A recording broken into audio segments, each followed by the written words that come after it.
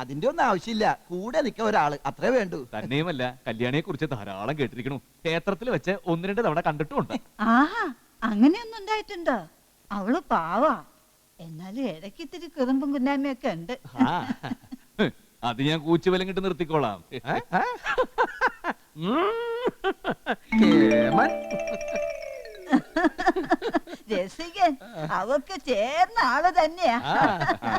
എന്നാ പിന്നെ ഒന്ന് കാണായിരുന്നു. പിന്നെന്താ, ഒരു കാപ്പൂടി ആകാലോ. അവലോ. സാവിത്രി, സ്വന്തം നാള്.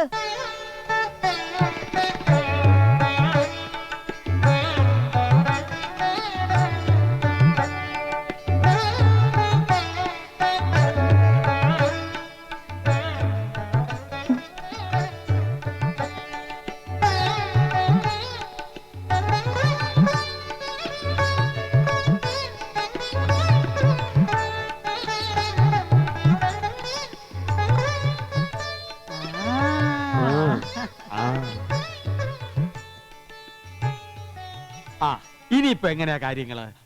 ആദ്യം കല്യാണിയുടെ കുറച്ച് മൂത്രം വേണം.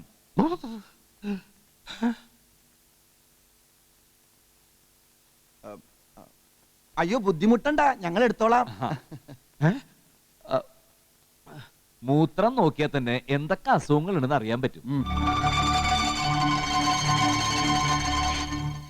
എന്തൊക്കെയാ വിളിച്ചു പറയണേ?